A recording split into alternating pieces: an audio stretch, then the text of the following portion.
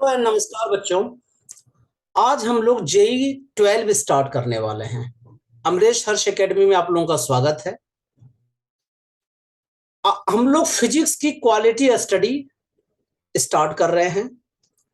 ये Monday Wednesday Friday 4:30 से class आप लोगों की स्टार्ट होगी। एक महीना के बाद 1 मंथ के बाद फिर हम लोग मैथमेटिक्स का भी स्टार्ट करेंगे। मैं अपने बारे में थोड़ा सा बता देता हूं। मेरा नाम डॉक्टर अमरेश चौधरी है और मैंने ये बुक लिखी है जो आप लोगों ने देखा भी होगा। ठीक है, टोटल 4 बुक है जो जेई के बच्चों के लिए है, लेकिन फिर भी मैं कहता हूं ये बुक खरीदनी नहीं है आप लोगों को। पूछो क्यों?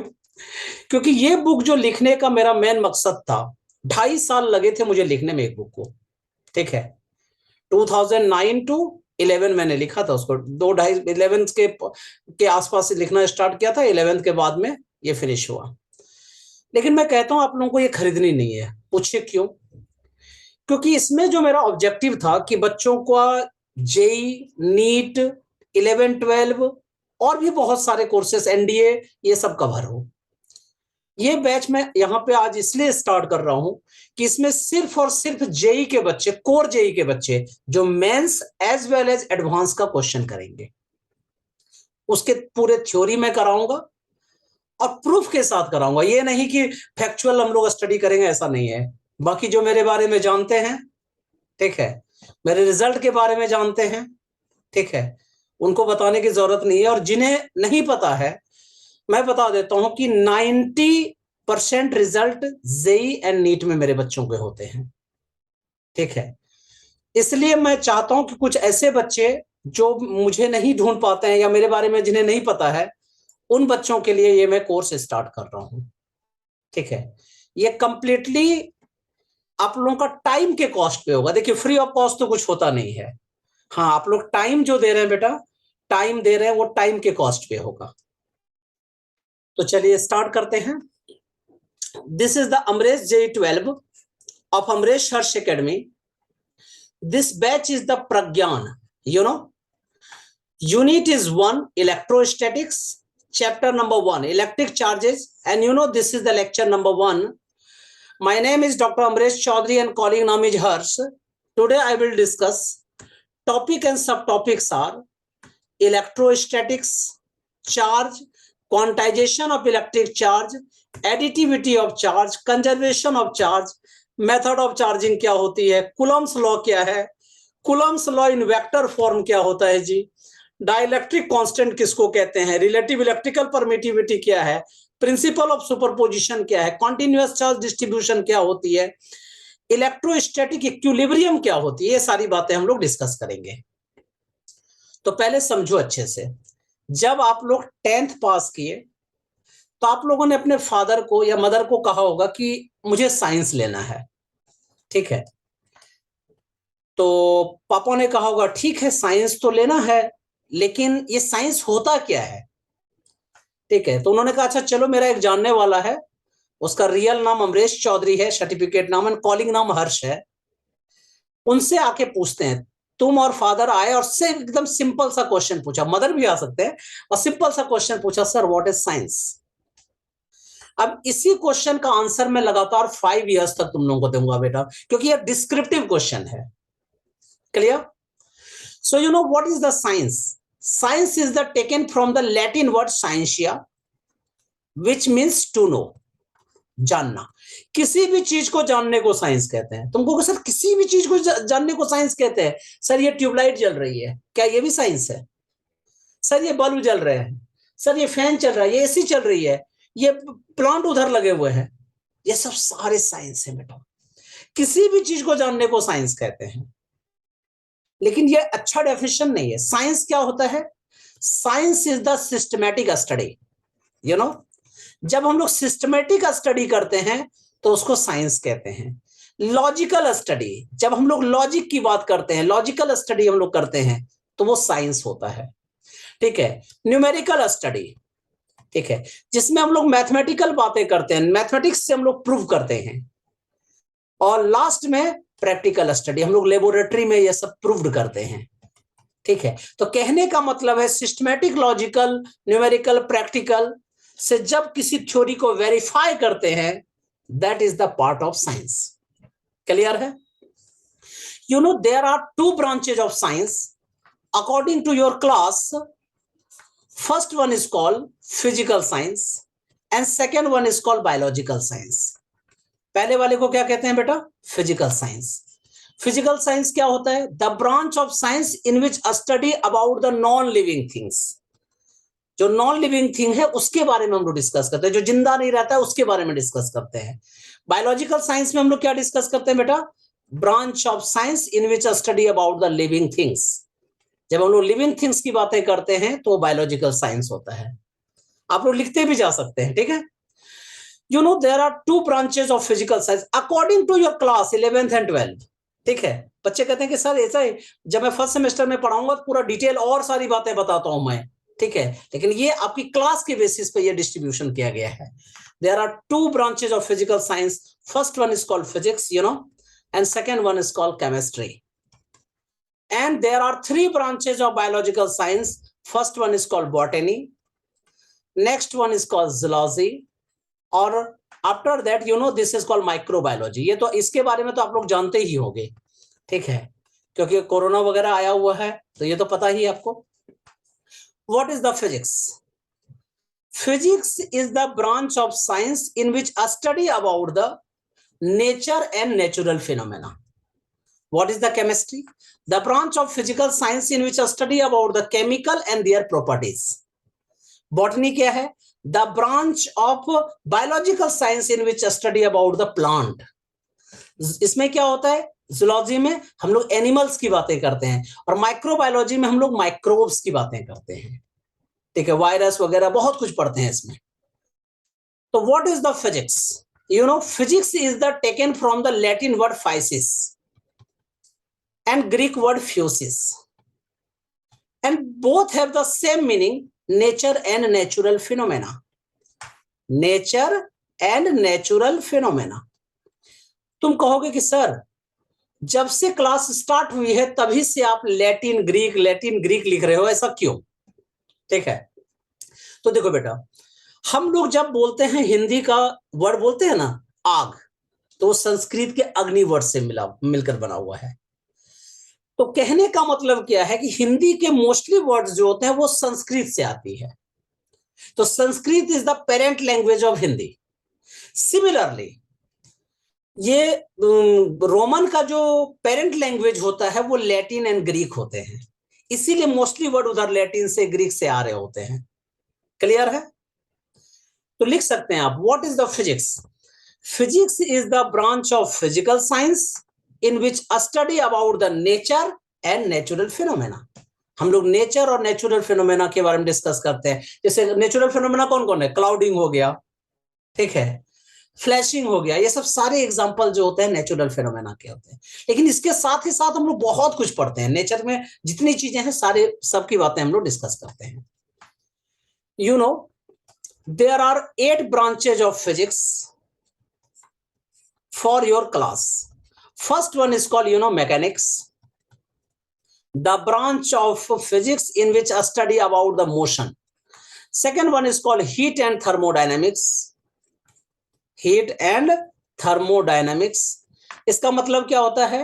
The branch of physics in which a study about the heat, heat एक एनर्जी का फॉर्म होता है, और थर्मोडायनेमिक्स मतलब फ्लो ऑफ हीट, थर्मो का मतलब भी हीट होता है, तो फ्लो ऑफ हीट के बारे में जब डिस्कस करते हैं तो ये हीट और थर्मोडायनेमिक्स होता है।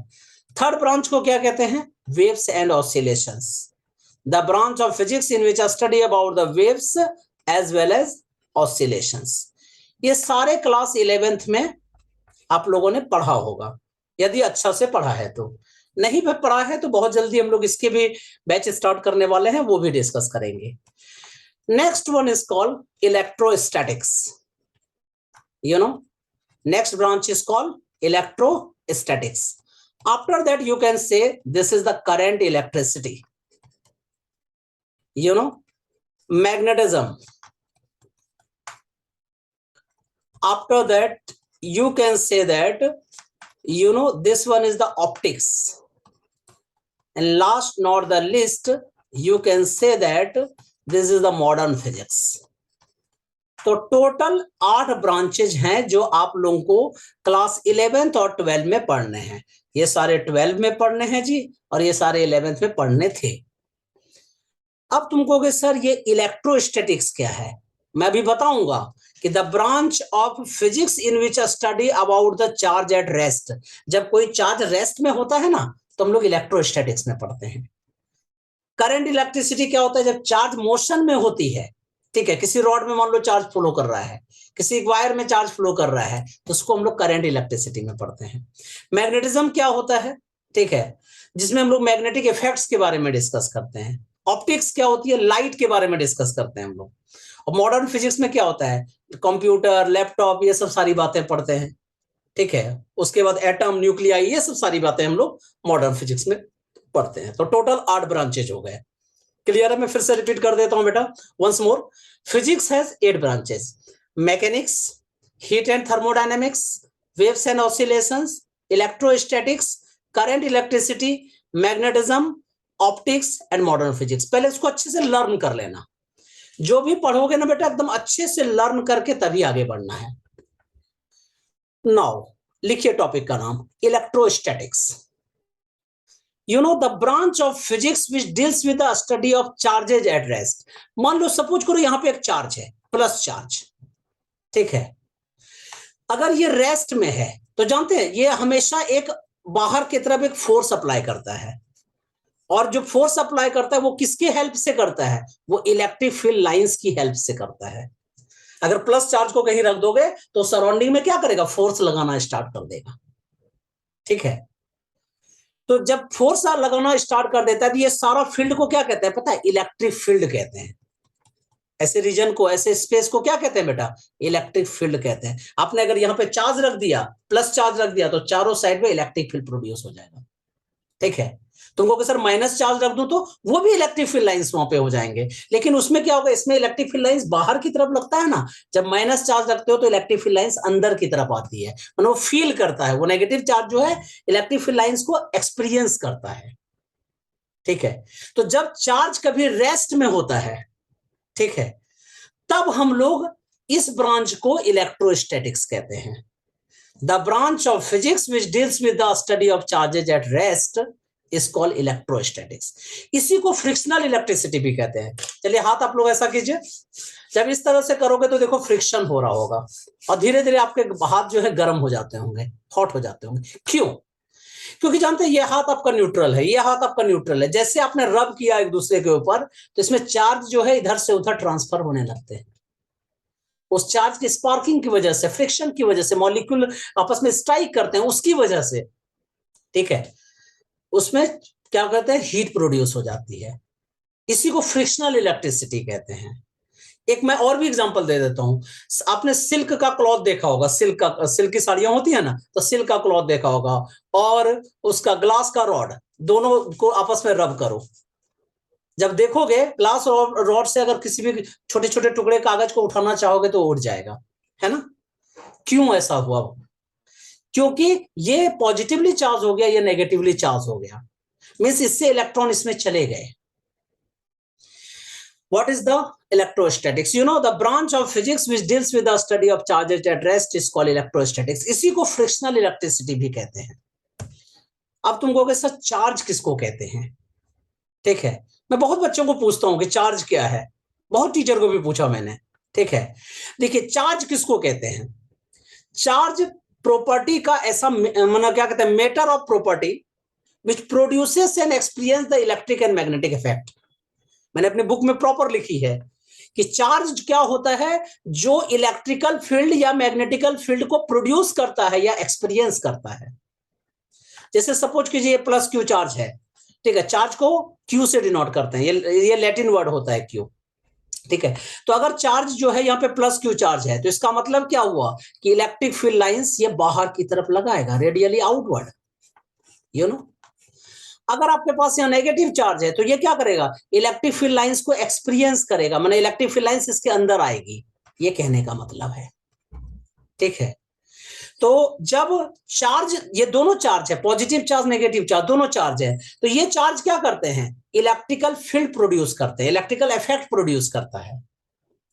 और मैं आगे बताऊंगा कि जब चार्ज मोशन में होता है तो ये मैग्नेटिक फील्ड भी प्रोड्यूस करता है।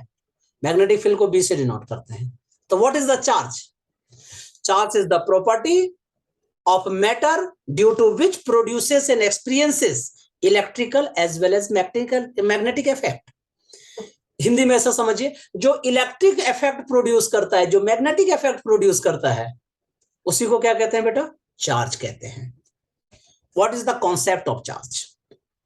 चार्ज का क्या कॉन्सेप्ट है? कोई भी बॉडी न्यूट्रल कब होता है, कोई भी बॉडी चार्ज कब होता है, कभी कोई बॉडी अनचार्ज कब होती है, या पॉजिटिव चार्ज कब होती है? देखो, अगर कोई बॉडी है नॉर्मली तो वो न्यूट्रल बॉडी है, उसमें जितने नंबर ऑफ प्रोटॉन्स होंगे उतने ही नंबर ऑफ इलेक्ट्रॉन्स होगा। ठीक है, ये न्यूट्रल बॉडी है। अगर इससे इलेक्ट्रॉन छोड़कर चला गया, क्योंकि इलेक्ट्रॉन ही मूविंग पार्ट होता है, ठीक है, तो इलेक्ट्रॉन अगर छोड़कर चला गया, सपोज करो 2 इलेक्ट्रॉन छोड़कर चले गए, तो ये बॉडी क्या हो जाएगा पता है? डबल पॉजिटिव हो जाएगा। पूछो क्यों? क्योंकि देखो, इसने इसके साथ बॉन्ड बनाया था, इसने इसके साथ बनाया था, इसने इसके साथ बनाया था, 2 इलेक्ट्रॉन जैसे छोड़ के चला गया तो ये 2 तो अकेला रह गया ना, और ये जो ऑलरेडी प्लस और माइनस बना रहा है, तो इस 2 की वजह से ये पॉजिटिवली चार्ज हो जाती है। कहने का मतलब क्या है? अगर कहीं डेफिशिएंसी ऑफ इलेक्ट्रॉन है तो बॉडी क्या हो जाएगा? Positively charge. Excess of electron है तो नेगेटिव चार्ज हो जाता है। तो you know the excess or deficiency of electrons in the body gives the concept of charge. कहने का मतलब क्या है? अगर कोई बॉडी अनचार्ज्ड है तो जितने नंबर ऑफ इलेक्ट्रॉन्स होंगे उतने ही नंबर ऑफ प्रोटॉन्स होंगे। यस और नो? जब कोई पॉजिटिवली चार्ज बॉडी होगा तो उसमें क्या होगा? Number of proton is greater than the number of electrons. हम लोग क्या लिख सकते हैं? नंबर ऑफ प्रोटॉन इसमें क्या होगा? नंबर ऑफ इलेक्ट्रॉन से ज्यादा है, इसीलिए प्रोटॉन की वजह से वो पॉजिटिव चार्ज है। नेगेटिवली चार्ज बॉडी क्या होती है? जब इसमें number of electron is greater than the number of protons. कहने का मतलब है बॉडी 3 टाइप्स के हो गए: uncharge body, positively charge body, negatively charge body. Uncharge body में number of electron equal to number of proton. Positively charge body में number of proton is greater than the number of electron, मतलब ज्यादा इसमें proton होते हैं। ठीक है। और नेगेटिवली चार्ज बॉडी में क्या होता है बेटा? इलेक्ट्रॉन का नंबर ज्यादा होता है। There are 2 types of charge. मैंने ये फाइट किया था अपने इंटर कॉलेज में। मैंने कहा sir why there are the 2 types of charge, why not 3 types of charge? Positive negative neutral क्यों नहीं होता? ठीक है, रट्टा नहीं मारना है बेटा, सिर्फ फैक्ट नहीं पढ़ने हैं, लॉजिकल बात करनी है। क्योंकि मेरा टैग लाइन है कि विदाउट प्रूफ मैं किसी की बात नहीं मानूंगा, क्योंकि हम लोग साइंस वाले हैं भैया। ठीक है, तो without proof I will not believe to anyone. तो what you know there are 2 types of charge. तुमको सर क्यों 2 तरह के चार्ज होते हैं? देखिए इसका कॉज बताता हूं। क्योंकि अगर पॉजिटिव चार्ज है तो इसमें इलेक्ट्रिक फील्ड लाइंस क्या होता है बेटा? बाहर की तरफ निकलता है, इसको क्या कहते हैं? Radially outward. और नेगेटिव चार्ज क्या करता है? इलेक्ट्रिक फील्ड लाइंस इसमें रेडियली इनवर्ड। अब तुमको सर एक वर्ड आप बोल रहे हो रेडियली, रेडियली का क्या मतलब है? ठीक है, इनवर्ड का तो मतलब समझ में आ गया कि अंदर की तरफ आ रहा है। यहाँ पे रेडियली आउटवर्ड का मतलब होता है कि बाहर की तरफ जा रहा है। आउटवर्ड का मतलब बाहर की तरफ। ये रेडियली क्या होता है? रेडियली ये स्ट्रेट जाएंगे, जब भी जाएगा ना, देखो ये अगर है तो ये ऐसे टेढ़े मेढ़े होके नहीं जाएंगे, ये हमेशा स्ट्रेट जाएगा इस तरह से, मतलब यहाँ पे 90 डिग्री बनाएगा और वो स्ट्रेट जाएगा, इसलिए रेडियली कहते हैं उसको। ठीक है, तो there are 2 types of charge. First one is called positive charge and second one is called negative charge. अब क्वेश्चन ये, बचपन से आप पढ़ते आ रहे होंगे कि like charges repel each other, लेकिन क्या आपने टीचर को पूछा कि सर व्हाई, क्यों लाइक चार्ज रिपेल करते हैं? मैं पूछता था, मुझे क्लास से बाहर निकाल देते थे। फिर भी मैंने बोला सर मेरे बाहर निकालने से ऐसा थोड़ी है कि सब बच्चों को समझ में आ जाएगा। बोलता तुम पूछो ही मत इतना ज्यादा। लेकिन जब जब सक्सेस जब हो जाते हो ना, तब फिर वही सर आपको अपने पास में बिठाते हैं। ठीक है, तो like charges repel each other. क्यों? मैं इसका प्रूफ देता हूं आपको। देखिए बेटा, अगर ये पॉजिटिव चार्ज है और अगर दूसरा भी पॉजिटिव चार्ज है, दोनों लाइक है, या तुम ऐसा भी कर सकते हो एक नेगेटिव है दूसरा नेगेटिव है, तो जानते हो पॉजिटिव से क्या होता है? इलेक्ट्रिक फील्ड लाइंस बाहर निकलती है, यहां भी बाहर निकलती है, लेकिन देखो एक दूसरे से टक्कर होने का डर है ना, तो ये क्या करते हैं? ये दोनों इस तरह से अपोज करने लगते हैं, मतलब एक दूसरे को छोड़कर भागने लगते हैं, इस तरह से जाने लगते हैं। यस और नो? तो कहने का मतलब क्या है, दोनों एक दूसरे पर फोर्स अप्लाई कर रहा है, ठीक है, इसको कहते हैं लेटरली फोर्स अप्लाई या लेटरली प्रेशर। तो जिसकी वजह से एक दूसरे पर फोर्स अप्लाई करते हैं, इसलिए क्या होते हैं, दूर चले जाते हैं। तो तुम कहोगे सर नेगेटिव के साथ भी ऐसा ही होता होगा, ऑब्वियसली ऐसा है कि इसमें इलेक्ट्रिक फील्ड लाइंस आते हैं, इस तरह से आने लगते हैं, ठीक है, इस तरह से आने लगता है, इस तरह से आने लगता है, मतलब कोई भी एक दूसरे को कट नहीं करते। तो इसके कारण क्या, दोनों एक दूसरे पर फोर्स अप्लाई करने लगते हैं और रिपेल करने लगता है। लेकिन जब कोई अनलाइक चार्ज होता है, सपोज करो एक पॉजिटिव है दूसरा नेगेटिव है, तो पॉजिटिव से इलेक्ट्रिक फील्ड लाइंस निकलेगा, नेगेटिव की तरफ चला जाएगा, पॉजिटिव से निकलेगा, नेगेटिव की तरफ चला जाएगा, मतलब पॉजिटिव अप्लाई करेगा और नेगेटिव उसको एक्सपीरियंस करेगा, फील करेगा, यस और नो, ठीक है। तो कहने का मतलब क्या है, electric field lines plus charge की तरफ से बाहर की ओर जाता है और नेगेटिव चार्ज में क्या होता है, अंदर की तरफ आता है। क्लियर है? अब आगे बढ़ते हैं। चार्ज को देखो, जनरली आपने सुना होगा, चार्ज को ना ही प्रोड्यूस किया जा सकता है ना ही डिस्ट्रॉय किया जा सकता है, इसको हमेशा इक्वल नंबर में ही निकाला जा सकता है। तुम कहोगे सर एग्जांपल बताइए, समझ में नहीं आई क्या बात बोला आपने। देखो बेटा, अगर दो बॉडी को तुम, अगर मान लो सिल्क क्लॉथ है और तुम्हारे पास ग्लास का रॉड है, दोनों को तुम रब करते हो, तो सपोज करो इस बॉडी से इलेक्ट्रॉन इसमें चला गया, तो जिस बॉडी में इलेक्ट्रॉन जाएगा, ठीक है, सपोज करो यहाँ पे 3 इलेक्ट्रॉन आ गए, तो ये नेगेटिव 3 नेगेटिव चार्ज हो गया। यहां से 3 इलेक्ट्रॉन जब चला गया तो 3 पॉजिटिव, प्रोटॉन मतलब प्लस चार्ज क्या हो गया, प्रोटॉन क्या हो गया, ब्लैंक हो गया। इसको ऐसे समझो, मान लो एक फैमिली थी, नॉर्मल फैमिली थी, न्यूट्रल फैमिली थी, उसमें 3 बेटियां थी और 3 दामाद थे। सपोज करो 3 दामाद चले गए, तो ये तीनों बेटियां क्या हो गई, अकेली रह गई, तो ये क्या हो गया, पॉजिटिवली चार्ज हो गया। ये क्या हो गया बेटा, नेगेटिवली चार्ज हो गया। लेकिन ये हमेशा इक्वल होगा और अपोजिट नेचर का होगा, मतलब जितने पॉजिटिव उतने नेगेटिव। तो charge acquired by the object on the rubbing against each other must be equal and opposite. Charge हमेशा इक्वल और अपोजिट ही प्रोड्यूस किया जाता है normally. Now what is the unit and dimensional formula of charge. देखो, charge को Q से denote करते हैं बेटा। क्लास 11th में, क्लास 10th में आप लोगों ने पढ़ा होगा, current equal to charge upon time. तो obviously I can say charge is equal to current into time. या Q क्या है, चार्ज है, I क्या है, करंट है, T क्या है, टाइम है, ठीक है। अब अगर मुझे यूनिट निकालना है चार्ज का, तो क्या लिखेंगे, charge of, unit of charge is equal to, unit of charge is equal to unit of current into unit of time. Current का यूनिट क्या होता है, एम्पियर। टाइम का क्या होता है, सेकेंड, एम्पियर सेकेंड। और इसी एम्पियर सेकेंड को क्या कहते हैं पता है, कूलम्ब कहते हैं, ठीक है। Smaller SI unit is milli coulomb, क्योंकि आपको पता है 1 मिली कूलम्ब इक्वल टू क्या होता है, 10 to the power -3 coulomb. 1 micro coulomb is equal to क्या होता है, 10 टू द पावर -6 कूलम्ब। ये सारे एसआई यूनिट हैं। सीजीएस यूनिट ऑफ चार्ज क्या होता है, उसको कहते हैं स्टेड कूलम्ब। क्या कहते हैं, स्टेड कूलम्ब। मैंने देखो ये लिखा हुआ है सारा, ठीक है, लर्न कर लीजिएगा इसको। इसी को कहते हैं ईएसयू, इलेक्ट्रोस्टैटिक यूनिट, इसी को कहा जाता है। What is the dimensional formula of charge. देखो ये जो सिंबल होता है, ये डायमेंशन का सिंबल होता है, ठीक है। इस तरह से बड़ी ब्रैकेट बना दीजिएगा तो ये डायमेंशन का सिंबल होता है। तो dimension of Q is equal to क्या हो गया, dimension of current. Dimension of current क्या होता है, एम्पियर। टाइम का क्या होता है, टी। तो dimension of charge is equal to क्या हो गया, dimension of ampere into dimension of time, means ampere time बोलते हैं, ऐसा बोलना चाहिए। नाउ लेकिन मैंने अपनी बुक में लिखा है, in the opinion of the author, ठीक है, Franklin is the smallest unit of charge. और फ्रैंकलिन क्या होता है, ईएसयू ऑफ चार्ज होता है। जेई में एक बार क्वेश्चन पूछा गया था, ठीक है। तो स्मॉलेस्ट यूनिट ऑफ चार्ज क्या होता है बेटा, फ्रैंकलिन, और ये ईएसयू होती है ना, ईएसयू ऑफ चार्ज स्मॉलेस्ट यूनिट होती है। और Faraday is the largest unit, ठीक है। 1 फेराडे इज इक्वल टू, या 1 फेराड भी तुम लोग बोलते होगे, लेकिन ये फेराड नहीं है, ये फेराडे है। फेराड जो होता है वो कैपेसिटेंस का यूनिट होता है। तो ये 1 फेराड इक्वल टू क्या हो गया, 96,500 कूलम्ब। ये बहुत ज्यादा अमाउंट है। लिखिए टॉपिक का नाम, प्रॉपर्टीज ऑफ चार्ज। चार्ज एक स्केलर क्वांटिटी है। तुम कहोगे सर चार्ज में डायरेक्शन नहीं है, इसलिए क्या, ऐसी बात नहीं है बेटा। मैं जब 11th का स्टार्ट करूंगा उसमें बताऊंगा मैं कि सिर्फ डायरेक्शन से नहीं पता चलता है कि कोई स्केलर है कि वेक्टर है। करंट में भी तो डायरेक्शन होती है, लेकिन वो तो स्केलर क्वांटिटी है।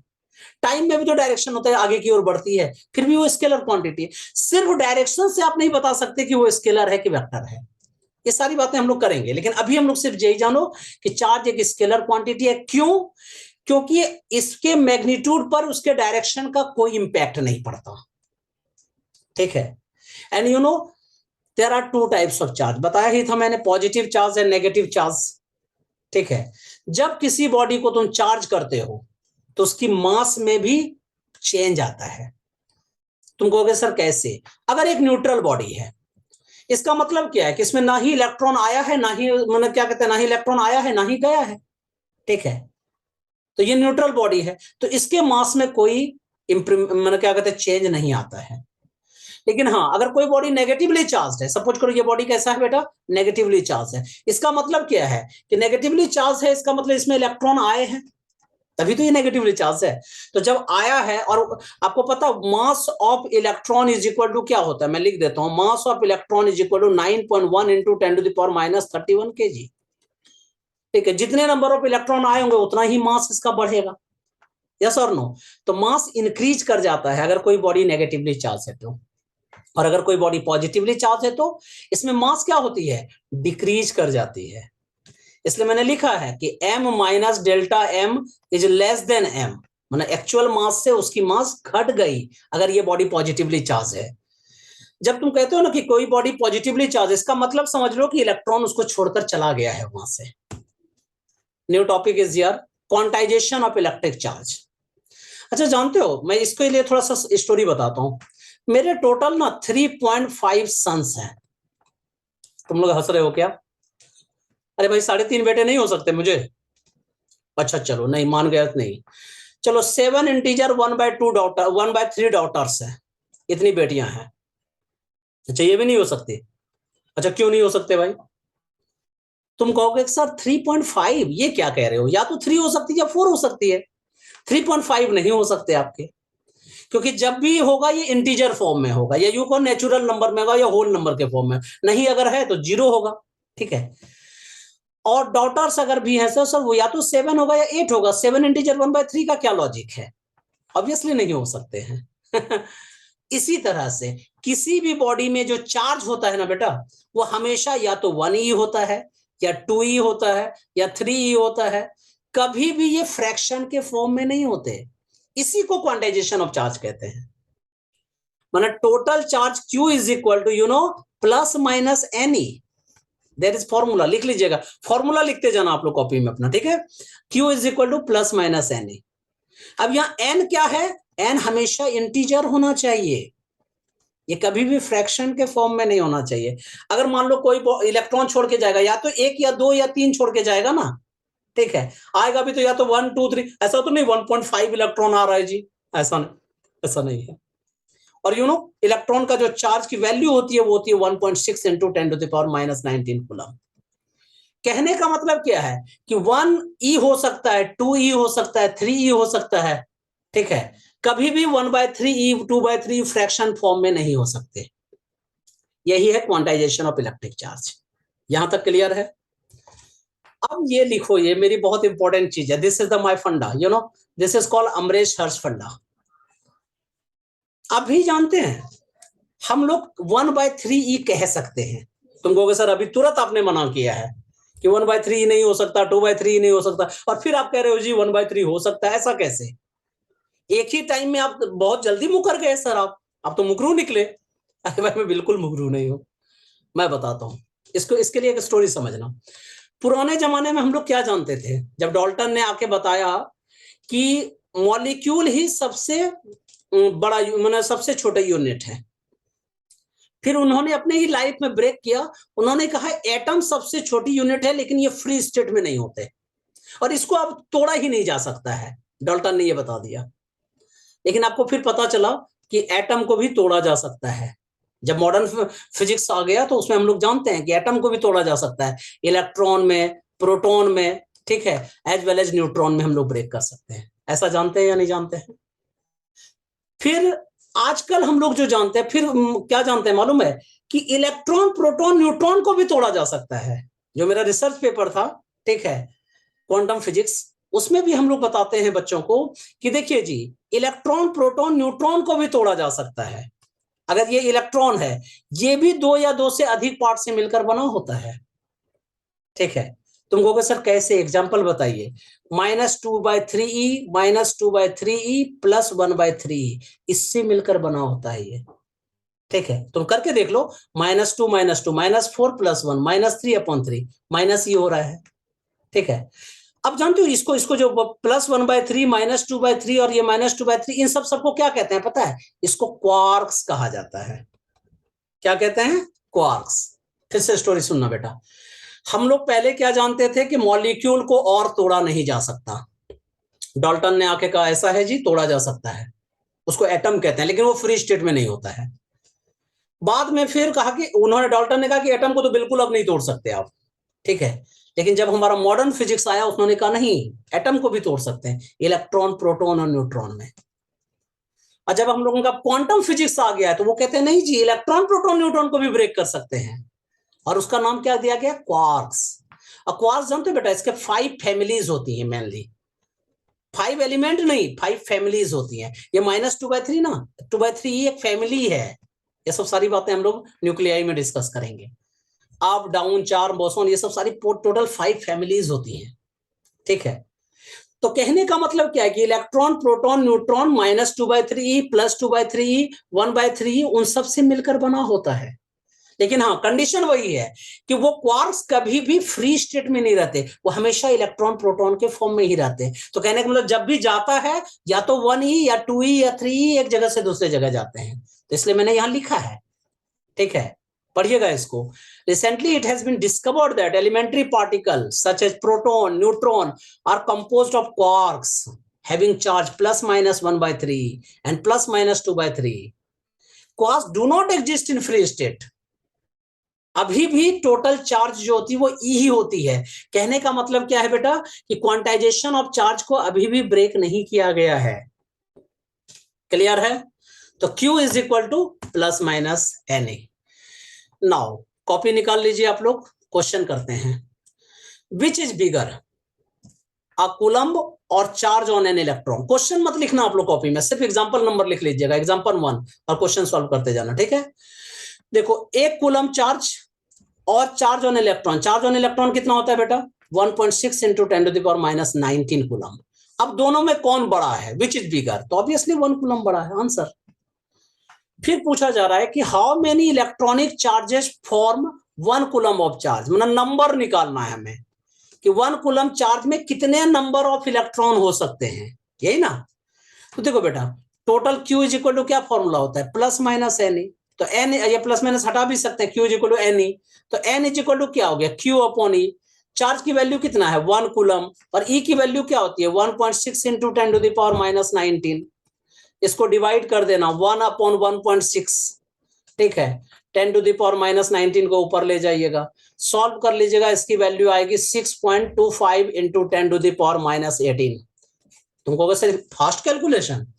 अरे भाई याद है, इतने सालों से पढ़ा रहा हूं ना, याद होता है हम लोगों को। ठीक है, तुम लोग कैलकुलेशन करके देख लेना बेटा। ठीक है, सो यू नो, एक कूलम चार्ज में इतने नंबर ऑफ इलेक्ट्रॉन्स होते हैं, 6.25 into 10⁻⁻18 number of electrons. New topic, additivity of charge. मैं छोटी छोटी बातें पहले बताऊंगा बेटा, ध्यान दीजिएगा। अगर कोई भी सिस्टम है और इसमें मान लो चार्ज Q1 है, -Q2 है, +Q3 है, -Q4 है, -Q5 है, तो टोटल चार्ज क्या होगा? ठीक है, तो you know total charge is equal to Q1 plus -Q2 plus Q3 plus -Q4 plus -Q5। कहने का मतलब क्या है, जब भी चार्ज को ऐड किया जाता है ना, उसके साइन का भी ध्यान रखा जाता है कि वो प्लस है कि माइनस है। इसी को लैंग्वेज में क्या बोल सकते हो? Total charge of a system is obtained simply by adding algebraically. हम लोग अल्जेब्रिकली ऐड करके हमेशा टोटल चार्ज बताते हैं। Next one is here conservation of charge.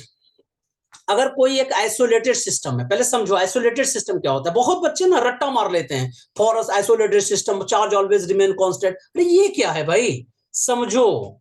ठीक है, समझने पे ज्यादा ध्यान दीजिए।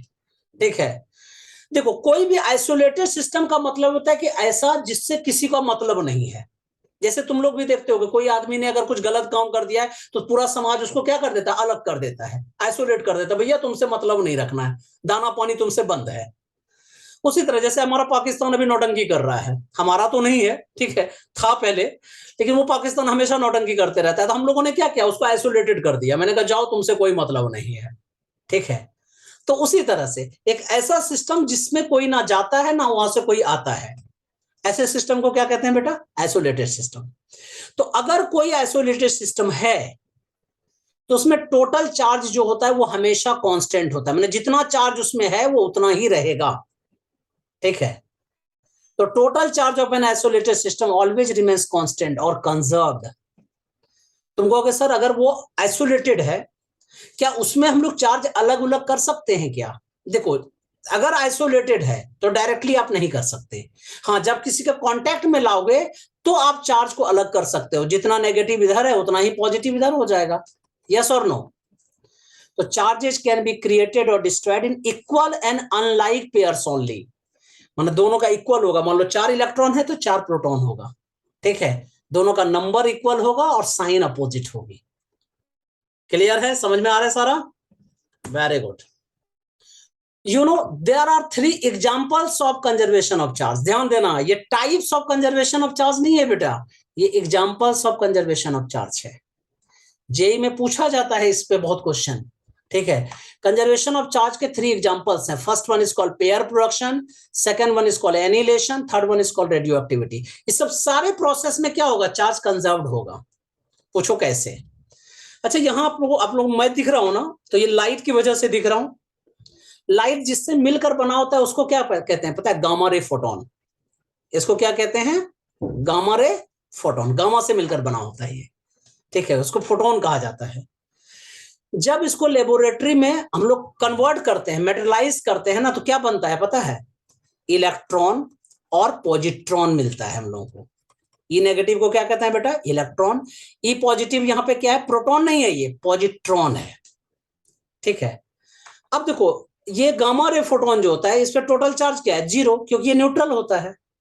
यहां पे देखो -1 + 1, तो -1 + 1 इक्वल टू क्या हो गया, 0। देखो टोटल चार्ज कंजर्व हुआ या नहीं हुआ, ऑब्वियसली हुआ। तो पेयर प्रोडक्शन में क्या होता है, टोटल चार्ज हमेशा कंजर्व्ड रहते हैं, ठीक है। Second example is annihilation. अब इसी तरह से सपोज करो तुम्हारे पास इलेक्ट्रॉन है और तुमने इसको पॉजिट्रॉन के साथ रिएक्शन करा दिया, ठीक है। लेबोरेटरी में जाके रिएक्शन होता है ये, और ये केमिकल रिएक्शन नहीं है, ये न्यूक्लियर रिएक्शन है बेटा, ठीक है। जब इस दोनों को ज्वाइन कर देते हैं तो क्या बनेगा, तुमको सर गामा बनेगा। अच्छा कितने गामा बनेंगे, तुमको सर एक बनेगा, क्योंकि अभी आपने बताया कि एक गामा फोटोन को हम लोग ये नेगेटिव और ये पॉजिटिव में कन्वर्ट करते हैं। हाँ बेटा जब पेयर प्रोडक्शन होता है तो एक बनता है, लेकिन जब एनिलेशन होता है, जब एनिलेट करते हैं ना, ये प्रोसेस है, इसको एनिलेशन कहते हैं, इसमें एक से ज्यादा बनते हैं, ठीक है। लेकिन फिर भी देखो टोटल चार्ज यहाँ भी -1 + 1 0, यहाँ भी टोटल चार्ज 0, चार्ज हमेशा कंजर्व रहता है। क्लियर है? Next one is called radio activity. Radio activity में भी चार्ज कंजर्व होता है। कैसे? यूरेनियम आपके पास है 92 238, आपने पढ़ा होगा पहले, वो थोरियम में और अल्फा रेज में ब्रेक हो जाता है, या हीलियम कहते हैं, उसमें ब्रेक हो जाता है। देखो 92 यहाँ पे क्या है, नंबर ऑफ प्रोटॉन, मतलब टोटल चार्ज यहाँ कितना है बेटा, 92। यहाँ पे राइट साइड में देखो कितना है, 90 + 2 = 92। देखो जितने नंबर ऑफ प्रोटॉन है उतने ही नंबर ऑफ प्रोटॉन इधर भी है, जितना नंबर ऑफ इलेक्ट्रॉन है उतना ही नंबर ऑफ इलेक्ट्रॉन, क्योंकि प्रोटॉन इक्वल टू इलेक्ट्रॉन होता है ना, ठीक है। Number of proton equal to number of electron, okay. So you know radioactivity is also example of the conservation of charge. तो मैं फिर से रिपीट कर रहा हूं once more. Conservation of charge क्या होता है, total charge is always conserved. Conservation of charge के 3 एग्जांपल्स हैं। First one is called pair production, second one is called annihilation, third one is called radio activity. Pair production में क्या होता है, gamma ray photon को हम लोग electron में और पॉजिट्रॉन में कन्वर्ट करते हैं, लेकिन फिर भी चार्ज कंजर्व होता है। एनिलेशन में क्या करते हैं हम लोग, इलेक्ट्रॉन को और पॉजिट्रॉन को जब ज्वाइन कराते हैं और एनिलेट कराते हैं, प्रोसेस होता है एनिलेट कराना, ठीक है, तब क्या होता है, बहुत सारे गामा रे फोटोन बनते हैं, लेकिन टोटल चार्ज हमेशा कंजर्व्ड होता है, दिस इज कॉल्ड एनिलेशन। और रेडियो एक्टिविटी में भी देखिए यही होता है कि जितने नंबर ऑफ प्रोटॉन है उतने ही number of proton right hand side पे भी होते हैं, ठीक है। तो ये भी कंजर्वेशन ऑफ एनर्जी है, सॉरी कंजर्वेशन ऑफ चार्ज है। Next, charge is invariant. Charge को कोई फर्क ही नहीं पड़ता है कि उसको तुम साइकिल से ले जाओ कहीं पे, या उसको पैदल चला के ले जाओ, या ट्रेन पे ले जाओ, या प्लेन पे ले जाओ, ठीक है। दामाद जी को तो फर्क पड़ जाता है, अगर मान लो किसी के दामाद को बोलोगे बैलगाड़ी पे ले जाऊंगा जी, पता चला वो दूसरी बार आएगा नहीं। बोलोगे साइकिल पे ले जा रहे हैं, नहीं। उसको बोलोगे प्लेन पे ले जाएगा तो खुश हो जाएगा, ठीक है। तो लेकिन देखो कहने का मतलब क्या है कि दामाद जी इज वेरिएंट, उसको फर्क पड़ता है। मास को फर्क पड़ता है, क्योंकि एक फॉर्मूला आप लोगों ने पढ़ा होगा 11th में, m is equal to M naught upon under root 1 minus V square upon C square.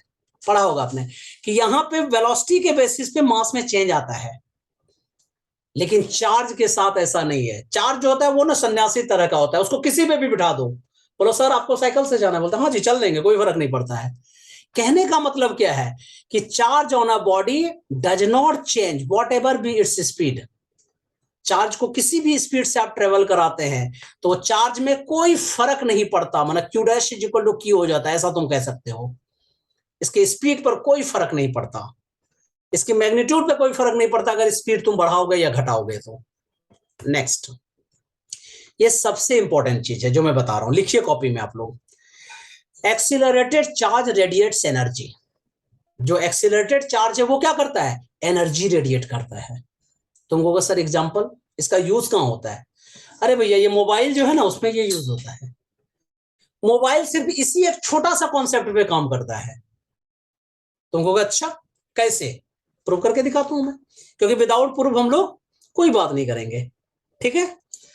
देखिए मैंने क्या बताया था लास्ट मैंने पहले कि अगर चार्ज कभी रेस्ट में है, रेस्ट में कहने का मतलब वेलोसिटी उसकी 0 है, तो क्या प्रोड्यूस करता है बेटा, इलेक्ट्रिक फील्ड प्रोड्यूस करता है।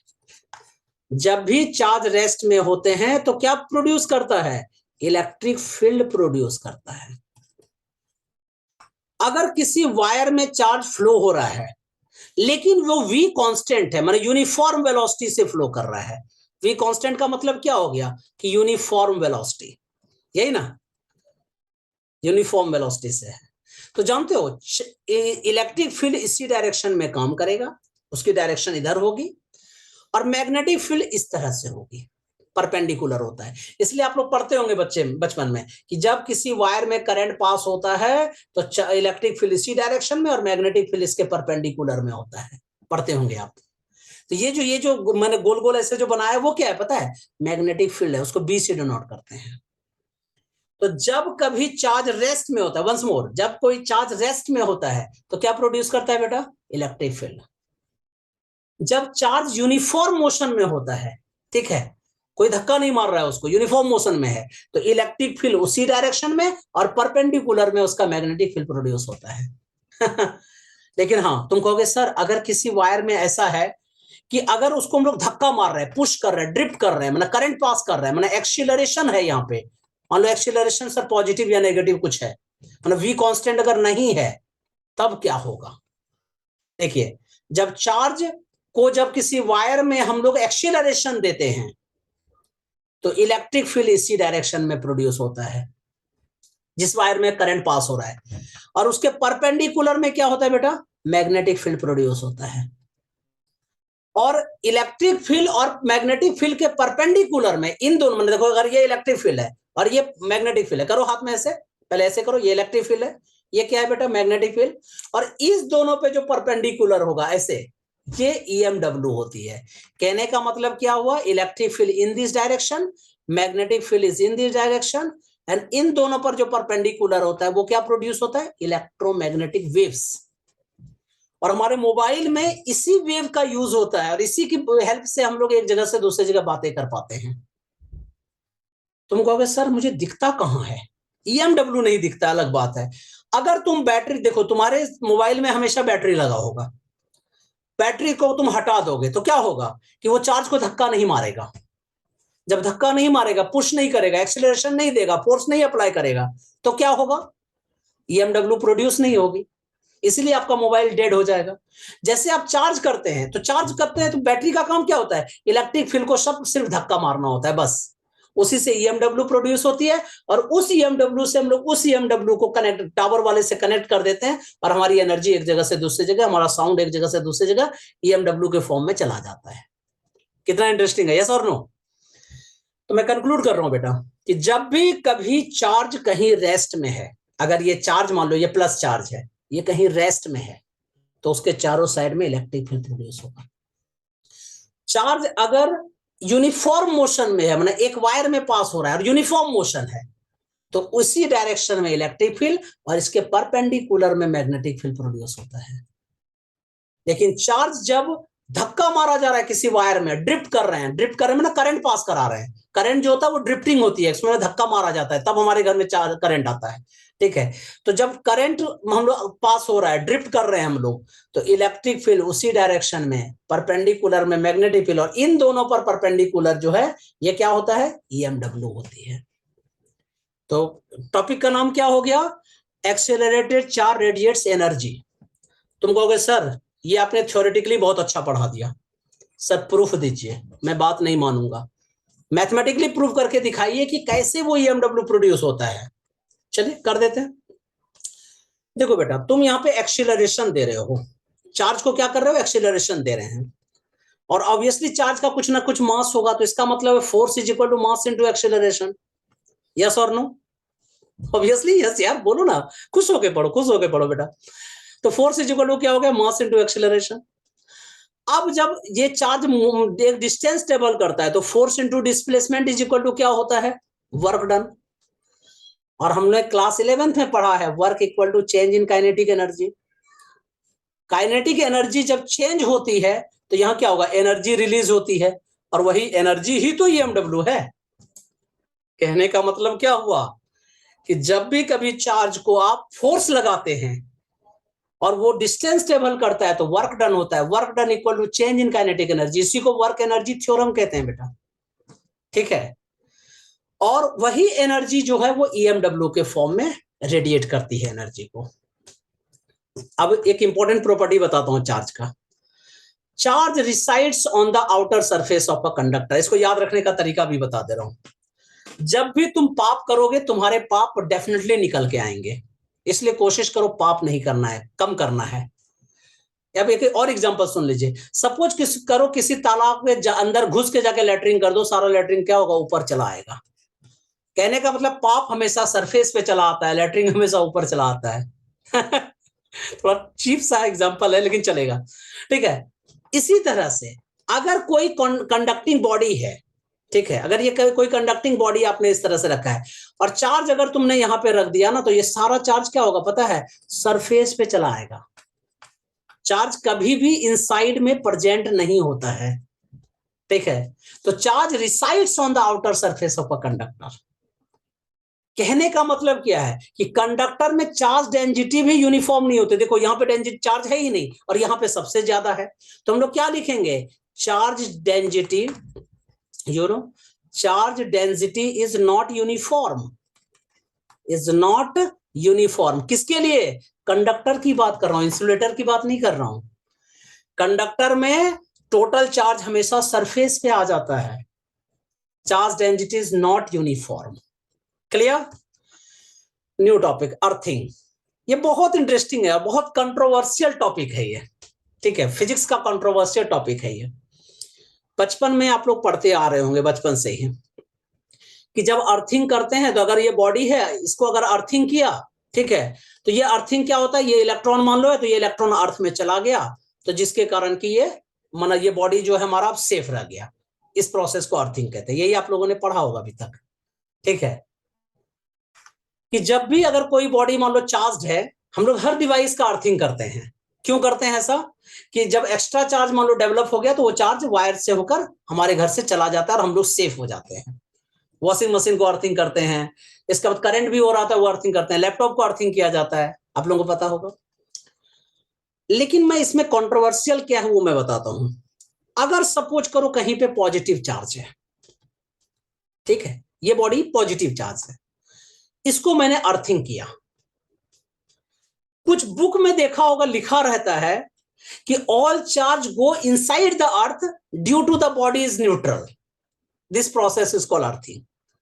मैंने एक दो बुक में देखा भी था, बाकायदा मैंने मेल भी किया था एक दो ऑथर को, और एक स्पेशल संस्था है उसको मैंने मेल किया था। मैंने कहा सर ऐसा ये कॉन्सेप्ट होता नहीं है। फिर बाद में उन्होंने ठीक किया उसको, फिर मुझे मेल किया बाकायदा। हाँ, समोसा पार्टी उन लोगों ने नहीं दिया, मुझे देना चाहिए उन लोगों को, मतलब उन लोगों को देना चाहिए मुझे। मैं बताता हूँ बेटा, अगर ये पॉजिटिवली चार्ज बॉडी है, पॉजिटिव चार्ज जो है वो कभी भी ना फ्लो नहीं करता। मैं आगे बताऊंगा। पॉजिटिव चार्ज का मतलब क्या होता है पता है? इलेक्ट्रॉन जब छोड़ के गया तभी तो पॉजिटिव चार्ज बना, उसको होल्स कहते हैं। जब मैं सेमीकंडक्टर पढ़ाऊंगा ना तब बताऊंगा इसको होल्स कहते हैं। ये मूव नहीं करता है। तुम कहोगे सर प्लस चार्ज जब मूव ही नहीं करता है तब तो अर्थिंग होगी ही नहीं, इसका मतलब होती है ना बेटा, क्योंकि अर्थ जो होता है ना, अर्थ में बहुत सारे नंबर ऑफ इलेक्ट्रॉन होते हैं। ये इलेक्ट्रॉन यहां जाके क्या करता है, इसको न्यूट्रलाइज कर देता है। न्यूट्रलाइज तो होता ही होता है, अगर आपने अर्थिंग कर दिया तो न्यूट्रलाइज होगा, लेकिन कॉन्सेप्ट यहां क्या होता है कि अर्थ से इलेक्ट्रॉन जाके उसको न्यूट्रलाइज करता है। तो अब मैं कंक्लूड कर रहा हूं बेटा कि अगर कोई बॉडी नेगेटिवली चार्ज्ड है, आपने इसको अर्थ कर दिया तो ये सारे इलेक्ट्रॉन फ्लो कर जाएंगे और अर्थ में चले जाएंगे। और अगर कोई बॉडी पॉजिटिवली चार्ज्ड है, क्या है, पॉजिटिवली चार्ज्ड है, सपोज कीजिए बॉडी कैसा है, पॉजिटिवली चार्ज्ड है, और इसको अर्थिंग किया आपने तो यहां से इलेक्ट्रॉन जाएगा और इसको फिर न्यूट्रलाइज कर देगा। तो मैंने लिखा है लैंग्वेज में, when a charge body is brought in contact with the earth, all the excess charge on the body by causing a momentary current to pass to the ground through our body. This process of sharing charges with the earth is called grounding or earthing. ठीक है, यहां पे सिर्फ electron की बात हो रही है, एक्सचेंज चार्ज की बात हो रही है, लेकिन अगर प्रोटॉन की बात, पॉजिटिव चार्ज की बात होगी तो अर्थ से आके उसको न्यूट्रलाइज करता है। That's it. न्यू टॉपिक लिखिए, मेथड्स ऑफ चार्जिंग। चार्जिंग के बहुत सारे मेथड्स हैं। अगर कोई बॉडी को तुमको चार्ज करना है तो बहुत सारे मेथड है। फर्स्ट मेथड क्या है, चार्जिंग बाय फ्रिक्शन। मैंने बताया था, ऐसे हम लोग फ्रिक्शन कर देते हैं। अगर मान लो ये फ्रिक्शन इस तरह से कर रहे हैं तो क्या हो गया, बॉडी चार्ज हो जाएगी, तो चार्जिंग बाय फ्रिक्शन। सेकेंड वाले को कहते हैं चार्जिंग बाय कंडक्शन। मान लो ये वायर है, इसको हमने इस प्लस चार्ज से हमने ज्वाइन कर दिया तो इससे करंट इधर पास करने लगेगा। ठीक है, मन कहने का मतलब करंट को करंट मन किसी नॉर्मल वायर से टच कर दो तो करंट इसमें भी पास होने लगेगा। इसको कहते हैं चार्जिंग बाय कंडक्शन, मतलब टच करना पड़ेगा, और तब इसके अगर इसमें ज्यादा चार्ज है उसमें कम है तो इधर से इधर फ्लो करने लगेगा। ठीक है, एक्चुअल में होता है कि हायर पोटेंशियल से लोअर पोटेंशियल में चार्ज फ्लो करने लगता है। इस प्रोसेस को क्या कहते हैं बेटा, कंडक्शन। एक और प्रोसेस है उसको कहते हैं इंडक्शन, उसमें टच करने की जरूरत नहीं होती है। ठीक है, इसके लिए एग्जांपल बताता हूं मैं। मान लो किसी को तुम्हें बुलाना है तो जाके हाथ पकड़ के लेके चले आओ, उसको बोलते हैं कंडक्शन। और किसी को बुलाना, सीटी मार दो या इशारे कर दो या मैसेज कर दो और वो बिना टच किए ही अगर आ गए तो उसको क्या कहते हैं, चार्जिंग बाय इंडक्शन। मैं आगे बताऊंगा कि अगर ये बॉडी है और यहां पे अगर आपने रॉड रखा है और टच नहीं किया है तो ये बॉडी न्यूट्रल, मैंने क्या कहते हैं, चार्ज हो जाता है। तो क्यों हो जाता है ये सारी बातें हम लोग करेंगे। इसको कहते हैं चार्जिंग बाय इंडक्शन। कहने का मतलब विदाउट टच भी आप किसी बॉडी को चार्ज कर सकते हैं। हाँ, चार्जिंग बाय रेडिएशन होता नहीं है, वो इंडक्शन के अंदर ही आता है, इसलिए मैंने यहाँ पे क्रॉस का साइन बना के रखा है। क्लियर है, what is the charging by induction. ठीक है, सपोज करो एक न्यूट्रल बॉडी है और तुम इसको चार्ज करना चाहते हो, लेकिन इसको मैं किसी का कांटेक्ट नहीं आने देना चाहते, तब ये बॉडी चार्ज कैसे होगा। ठीक है, तो क्या करो, यहां पे एक पॉजिटिव चार्ज रॉड ले लीजिए। ठीक है, पहले समझो, पॉजिटिव की पहली बात कर रहे हैं, पॉजिटिव चार्ज रॉड ले लीजिए। तो ये बॉडी तो न्यूट्रल था, तो जब न्यूट्रल था तो उसका मतलब माइनस और प्लस दोनों उसमें थे ना, तो इसके पॉजिटिव चार्ज, उसको रॉड को टच नहीं करना है लेकिन हाँ बहुत क्लोज लेते आना है। जब क्लोज लाओगे ना तो इसका जो नेगेटिव चार्ज है इस पॉजिटिव को क्या करेगा, अट्रैक्ट करने लगेगा, और इसका पॉजिटिव रिपेल होने लगेगा, तो ये पॉजिटिव दूर भाग जाएगा। इसको याद रखने का तरीका बताता हूं। सपोज करो एक सोसाइटी है, नॉर्मल सब लोग रह रहे हैं, अचानक पता चला कि वहां पे रणबीर कपूर आ गया है, तो क्या होगा, सारी लड़कियां जो है, सारी लेडीज जो है, जाके लेडीज सब चली जाएंगी देखने के लिए रणबीर कपूर को, सारे अट्रैक्ट होने लगेंगे। ये सारे नेगेटिव जो है, मान लो सारी लेडीज है, इसको देख के सारा पॉजिटिव सब नाराज हो जाएगा, अच्छा मुझे खाना छोड़ के देना छोड़ के भागी है।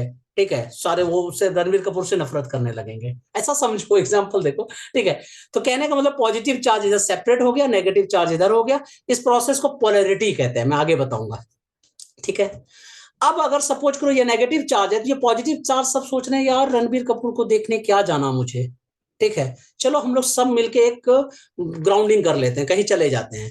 तो अगर अर्थिंग कर दिया तो सारा इलेक्ट्रॉन जाके इसको क्या करेगा, न्यूट्रलाइज कर देगा, यस और नो। तो ये बॉडी क्या हो गई, नेगेटिवली चार्ज हो गई। अब रणबीर कपूर डांस करके अपना चला गया, वो लोग फिर सब अपने घर घर लौट के आए, तो देखते क्या है कि सारे पॉजिटिव चार्ज तो घूमने चले जा चुके हैं जी, ठीक है। तो ये बॉडी क्या हो गया, नेगेटिवली चार्ज हो गया। कहने का मतलब क्या है कि अगर तुमने पॉजिटिव चार्ज रॉड लेके आए थे तो वो बॉडी नेगेटिवली चार्ज हो गया। इंडक्शन में हमेशा अपोजिट चार्ज इंड्यूस होता है। लेकिन तुम कहोगे सर अगर कैटरीना कैफ आ जाती तब तब सारे लड़के सब चले जाते, लेडीज सब उससे नफरत करती, लेडीज सब फिर मायके चली जाती अपना या अपने दोस्तों के यहाँ चली जाती, ठीक है, और तब बॉडी पॉजिटिवली चार्ज हो जाता। कहने का मतलब क्या है, इंडक्शन में जो भी रॉड आप लाते हैं उसी का अपोजिट चार्ज जो है वहां पे डेवलप होता है। अगर आपने पॉजिटिव रॉड लाया है तो नेगेटिवली चार्ज बॉडी हो जाएगी, नेगेटिव रॉड लाया है तो पॉजिटिवली चार्ज बॉडी हो जाएगी।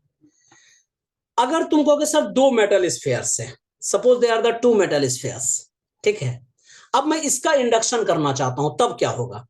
तो यहां पे एक आपने क्या किया, पॉजिटिव रॉड चार्ज रॉड ले लिया, तो यहां पे नेगेटिव चार्ज डेवलप हो गया इस साइड में, पॉजिटिव चार्ज जो एकदम दूर चला गया, ठीक है, साइड में बोलेगा अच्छा जी क्या जाके रणबीर कपूर को देखना है भाई, मैं भी लड़का वो भी लड़का, नहीं जाना मुझे, ठीक है, मैं भी डांसर हूं मैं भी नहीं जाऊंगा, ऐसा ऐसी बात है, ठीक है। फिर सपोज करो अगर तुम दोनों बॉल को अगर अलग कर दोगे, ठीक है, दूर कर दोगे, तो भी क्या होगा, ये पॉजिटिव जो है इस नेगेटिव को अट्रैक्ट करता रहेगा और ये पॉजिटिव दूर में ही रहेगा। सपोज करो रणबीर कपूर चला गया, तब क्या होगा, ये सारे इलेक्ट्रॉन जो हैं या फिर इस पॉजिटिव को सारे अट्रैक्ट करने लगेंगे। और फिर अगर तुमने दोनों को रॉड को दूर कर दिया, दोनों बॉल को, तो ये पूरा नेगेटिव स्प्रेड का हो गया, इधर पॉजिटिव। मतलब कहने का मतलब क्या है कि अगर एक पॉजिटिव चार्ज रॉड से दो मेटल स्फीयर को अगर आप चार्ज करना चाहो तो जो प्लस के बाजू वाला होता है वो नेगेटिवली चार्ज हो जाता है, उससे जो दूर वाला होता है वो पॉजिटिवली चार्ज हो जाता है। तो metal spheres get oppositively charge by induction, yes और नो। फिर से डिस्कस करते हैं। यहां पे क्या देखा बेटा, मैं कंक्लूड कर रहा हूं, मेरी कंक्लूजन मस्त होती है, एकदम ध्यान दीजिएगा। ये पॉजिटिव रॉड जो है, पॉजिटिव चार्ज रॉड, इस बॉडी को क्या किया, नेगेटिवली चार्ज कर दिया। यहां भी पॉजिटिव चार्ज रॉड था लेकिन यहां दो मेटल स्फीयर थे, तो जो बाजू वाला मेटल स्फीयर था जो एकदम नजदीक में था वो नेगेटिवली चार्ज हो गया, जो दूर में था वो पॉजिटिवली चार्ज हो गया। क्लियर है। तो जब भी इंडक्शन होता है तो inducing body neither gain nor lose the charge. जो इंड्यूसिंग बॉडी होती है, जो इंड्यूस होता है, वो उसमें कोई चार्ज आता जाता थोड़ी है, ठीक है, उसमें क्या होता है, इससे सेपरेट हो जाते हैं। तो inducing body neither gains nor loses the charge. हाँ, अब तुम कहोगे सर कितना इंड्यूस हुआ, मुझे ये बताइए उसका अमाउंट कितना होगा। जानते हो इसके लिए एक फॉर्मूला होता है बेटा, Q dash is equal to minus Q into one minus one upon K. जब फर्स्ट सेमेस्टर में आओगे तब मैं ये प्रूव कराऊंगा, क्योंकि आपके 12 के सिलेबस में ये है ही नहीं। किसी दिन मूड में आएगा तो डिस्कस कर लेंगे, देख लेंगे, लेकिन ये बहुत चीज इसमें यूज होता है, टेलर थ्योरम वगैरह बहुत कुछ यूज होता है।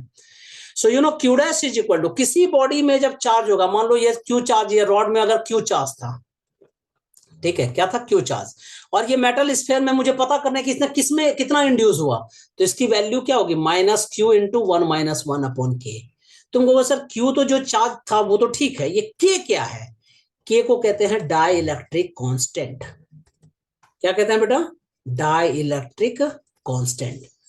के इज द डाइलेक्ट्रिक कांस्टेंट, मतलब कितना अमाउंट में इंड्यूस करेगा ये के पे डिपेंड करता है। अलग अलग बॉडी की अलग अलग के होती है, इसलिए इंडक्शन भी अलग अलग अमाउंट में होता है, जरूरी नहीं है कि इक्वल अमाउंट में इंडक्शन होगी, ठीक है।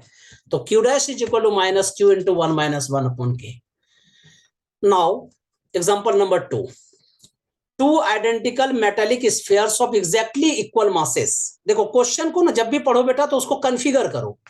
मैं एक लैंग्वेज में कहता हूं, बच्चे कहते हैं सर फिगर नहीं है, तो मैं बोलता हूं फिगर नहीं, कन्फिगर करो, ठीक है, मतलब उसको समझने की कोशिश करो, लिखो उसको प्रॉपर। दो मेटेलिक स्फीयर्स हैं जिसका मास इक्वल है, मतलब जितना मास इसका m है जी, इसका मास भी उतना ही है। One is taken given a positive charge, ये बॉडी जो है पॉजिटिव चार्ज है, देखो गिवन वर्ड जो है ना यही कंफ्यूज करता है बच्चों को। One is given a positive charge, given मतलब दिया पॉजिटिव चार्ज। अरे पॉजिटिव चार्ज दिया का मतलब है इलेक्ट्रॉन उससे बाहर निकाला, ये कहने का मतलब है, ठीक है। And other N equal negative charge, और उतना ही नेगेटिव चार्ज इसमें दिया। हाँ नेगेटिव दिया, इसका मतलब इलेक्ट्रॉन इसमें आया है। Their masses after charging are different. Mass में क्या चेंज होगा, तो ऑब्वियसली देखो अगर ये पॉजिटिवली चार्ज होगी तो इसकी मास क्या होगी, डिक्रीज हो जाएगी। तो मैं क्या लिखूंगा, मासेस डिक्रीजेस, ठीक है। और इसकी मास क्या होगी, डिक्रीजेस। लिसन, मास डिक्रीजेस, इसकी मास क्या होगी, डिक्रीज कर जाएगी, क्योंकि इसमें इलेक्ट्रॉन छोड़कर गया है, इसलिए मास डिक्रीज कर जाती है। और इसकी मास क्या हो गई, बढ़ जाएगी, मास इंक्रीजेस। क्यों, क्योंकि इसमें इलेक्ट्रॉन आया है ना, इसीलिए। नेक्स्ट क्वेश्चन, बहुत इंपॉर्टेंट क्वेश्चन, मैं बहुत बच्चों से पूछता हूँ और वाइवा में भी पूछता हूँ, तो बच्चे का जवाब बड़ा अजीब सा आता है। और बहुत सारे टीचर को भी, जब मेरे सेमिनार लगती है, बहुत सारे टीचर से पूछते हैं, बोलते सर ये सब हम लोगों को इतना डीप नहीं पता। अरे भाई पता होना चाहिए आपको। Can ever the whole charge of a body be transfer to the other? कितना इंटरेस्टिंग क्वेश्चन है, सुनो। अगर मान लो ये बॉडी है, इसमें चार्ज मान लो Q1 है, और दूसरा बॉडी है, इसमें चार्ज मान लो Q2 है। अगर तुम दोनों को ज्वाइन कर दोगे, ठीक है, क्या टोटल चार्ज कहीं एक से दूसरे में जाएगा क्या? आंसर है नहीं, क्योंकि जब भी आपने ज्वाइन किया तो क्या होगा, जब चार्ज तब तक फ्लो होता रहता है जब तक पोटेंशियल सेम ना हो जाए। तो Q1 प्लस Q2/2 इधर हो गया, यहाँ पे भी Q1 प्लस Q2/2 हो गया, यही ना होता है।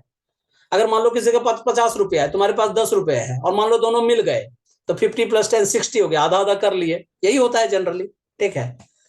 तुमको सर ऐसे आदमी को मैं ढूंढ रहा हूँ जो कि 50 रहे, मेरा 10 देखे, वो मुझे और पैसे दे दे। अरे ये चार्ज के साथ ऐसा होता है बेटा, ठीक है। लेकिन हाँ, तुमको सर इसका आंसर तो होना चाहिए नो, लेकिन आपने लिखा है if yes how and if not why. अगर है तो कैसे, या नहीं है तो क्यों नहीं, तो मैं बता देता हूं। तो इसका मेरा आंसर है यस, लेकिन इसके लिए आपको कुछ अलग चीज करना पड़ेगा। क्या करना पड़ेगा पता है, कोई एक जो छोटी चार्ज वाली बॉडी है या कोई बड़ी चार्ज वाली बॉडी है, उसको एक दूसरे में इंड्यूस कर दीजिए। मान लो सपोज करो ये बॉडी ए था, ये बॉडी बी था, ये हमने ए ले लिया जी, ये बी ले लिया, और क्या किया, ए के ऊपर हमने बी रख दिया, ठीक है, और दोनों को एक वायर से हमने ज्वाइन कर दिया। तब क्या होगा, तुमको सर इससे क्या हो जाएगा, इससे सारा चार्ज ऊपर चला जाएगा। पूछो क्यों, अभी मैंने क्या बताया था, पाप हमेशा ऊपर सरफेस पे चला आता है। यस और नो? तो टोटल चार्ज ऊपर सरफेस पे क्या हो जाएगा, ये Q1 जो है वो भी ऊपर चला गया, Q2 तो ऑलरेडी ऊपर है, तो total charge Q1 + Q2 on surface. कहने का मतलब क्या है कि दो सारे चार्ज को एक बॉडी से दूसरे बॉडी में ट्रांसफर कर सकते हैं। ऐसा कब कर सकते हैं, when one enclose to the other, enclosed to the other, जब एक को दूसरे से इनक्लोज कर देते हैं, and wire connected between them, wire connected between them, दोनों को जब वायर से कनेक्ट कर दोगे तो क्या होता है, सारा चार्ज सरफेस पे चला आता है। Next question, what is the difference between the charging by induction and charging by conduction? बताया था मैंने अभी, चार्जिंग बाय इंडक्शन क्या होती है एंड चार्जिंग बाय कंडक्शन क्या होता है। कंडक्शन में हमेशा टच की जरूरत होती है, फिजिकल टच होता है उसमें, ठीक है, फिजिकल क्या होता है, टच होता है। और इंडक्शन में टच की जरूरत नहीं होती, नो टच। हाँ क्लोजर जरूर होता है, closure to the body, body के बहुत क्लोज रहेगा लेकिन टच नहीं करेगा। कंडक्शन में जितना चार्ज आपने दिया उतना ही चार्ज कंडक्ट कर जाता है, और उसी पॉजिटिव है तो पॉजिटिव ही कंडक्ट कर गया, नेगेटिव है तो नेगेटिव ही कंडक्ट कर गया। लेकिन इंडक्शन में क्या होता है, चार्ज का जो इंड्यूस होता है वो -Q × 1 - 1/K हो जाता है। K क्या है बेटा, डाइलेक्ट्रिक कांस्टेंट, ठीक है इसमें, और इसमें चार्ज जो है सेम रहता है। यही दो डिफरेंस है, और भी बहुत सारे चीज आप लिख सकते हैं। सबसे important question, can to similarly charge attract each other? क्या दो सिमिलरली चार्ज अट्रैक्ट करते हैं? तुमको सर क्या बेवकूफ वाली बात करते हो, बिल्कुल नहीं कर सकते, बचपन से पढ़ते आए, अभी आपने पढ़ाया कि दो पॉजिटिव चार्ज कभी भी एक दूसरे को अट्रैक्ट नहीं करते, दो नेगेटिव कभी भी एक दूसरे को नेगेटिव नहीं कर सकते। सर आंसर फटाक से लिखो कि no, to similarly charge attract not each other. पर मैं क्या लिखूंगा पता है? आप लोगों ने वो मूवी देखा है ना, धमाल? देखा है ना? तो उसमें नहीं कहता है कि स्टीयरिंग दिख रहा है, बोलता है हाँ दिख रहा है, वो एरोप्लेन में जो बोलता है स्टीयरिंग दिख रहा है, बोलता है हाँ दिख रहा है, बटन दिख रहा है, बोलता है हाँ दिख रहा है, मैंने दबा दिया, वो बोलता नहीं दबाना था। ठीक है, कहने का मतलब जो तुम सोच रहे हो ना उसका उल्टा जस्ट होता है। यहाँ पे क्या है कि क्या दो सिमिलरली चार्ज बॉल एक दूसरे को अट्रैक्ट करते हैं क्या? आंसर तो सर नो हो, कभी नहीं करते। पर आंसर क्या है? यस। तुमको क्या ऐसा कैसे कैसे कर सकते हैं? मैं एग्जांपल दे देता हूं। By the induction. पूछो क्यों? अगर एक बॉडी है जिसमें बहुत ज्यादा अमाउंट ऑफ चार्ज है, मान लो 10,000 कूलम चार्ज है, ठीक है, और एक दूसरी बॉडी है जिसमें मान लो 5 कूलम चार्ज है, तो तुम क्या देख रहे हो कि 10,000 coulomb is obviously so greater than 5 coulomb charge. Yes और नो? और दूसरी बात है, दोनों के बीच का जो सेपरेशन है ना बहुत कम है, मतलब इंडक्शन करा रहे हैं, यही कहने का मतलब सेपरेशन इज लेस। लेकिन टच नहीं किया है, एक दूसरे को क्लोज लाए हैं लेकिन टच नहीं किया है जी। अच्छा, ये 10,000 कूलम है तो इसमें कितना चार्ज इंड्यूस होगा बेटा? -10,000 कूलम। अपने आपने बताया था जितना पॉजिटिव, अगर दोनों सेम बॉडी है तो ऑब्वियसली इंड्यूस इंडक्शन जो उतना ही अमाउंट में हो जाएगा। यहाँ 5 कूलम है तो यहाँ कितना हो गया? -5 कूलम। टोटल चार्ज यहाँ पे कितना हो गया बेटा? देखो 9995। ठीक है, यस, इतने कूलम। और यहाँ पे कितना हो गया? -9995। अच्छा बताओ, अब ये दोनों क्या करेंगे? ऑब्वियसली अट्रैक्ट करेंगे, क्योंकि एक पॉजिटिव है दूसरा नेगेटिव है, अट्रैक्ट ईच अदर। तो दो सिमिलरली चार्ज बॉडी भी एक दूसरे को अट्रैक्ट कर सकते हैं। कंडीशन क्या है? कंडीशन मैं लिख देता हूं लैंग्वेज में, ठीक है, थ्योरेटिकली लैंग्वेज में लिख देता हूं। What are the conditions? You know, first condition is first charge should be too greater than the second charge, and second separation is very less. Separation, just a minute, separation is very less, मतलब बहुत separation कम होगा, एक दूसरे को closure होगा। New topic लिखिए, very very important topic, what is the Coulomb's law. ठीक है, आप लोगों ने रट्टा मार लिया होगा पहले, ये मुझे पता है, जैसे ये टॉपिक आया होगा बोलते आप लोगों ने तुरंत बोला होगा, जब दो चार्ज को एक दूसरे के क्लोज लाते हैं, दोनों के बीच में रिपल्सन होता है, अट्रैक्शन होता है, कुछ कुछ ये सब आप लोग बोलते होंगे, लेकिन इंपॉर्टेंट चीज नहीं बोलते हैं। बहुत बच्चों से मैंने पूछा है, गलत बताते हैं भाई, सुन लो मेरी बातें। देखो, कूलम्स लॉ क्यों आया था सीन में, पहले ये समझो। जब दो स्टैटिक चार्ज होने चाहिए, मतलब दोनों चार्ज क्या होना चाहिए? रेस्ट में होना चाहिए, तभी ये वाला लॉ हम लोग काम करेगा। तुमको सर अगर मोशन में तो इंस्टेंटली रेस्ट में समझेंगे उसको, ये कहने का मतलब। और दूसरी बात है, दोनों पॉइंट चार्जेज होने चाहिए, ऐसा नहीं कि रॉड में है या कहीं ऐसा, दोनों पॉइंट चार्ज हम लोग समझेंगे। ठीक है, पहली बात समझ में आ गया? तो कूलम्स ने लेबोरेटरी में प्रैक्टिकल किया उन्होंने, और तब ये लॉ बनाया। और उन्होंने प्रैक्टिकली क्या देखा कि जब दो स्टैटिक चार्ज थे, पॉइंट चार्जेस थे, और दोनों के बीच का सेपरेशन मान लो r है, when two point charges, मैं लिखा दूंगा, आगे लिखा भी है मैंने, when two point charges, static charges separated by some distance r, then electrostatic force is directly proportional to the product of charges, मतलब q1 और q2 को मल्टीप्लाई कर दो, and inversely proportional to square of distance between them। तुमको कि sir ये law आया कहां से?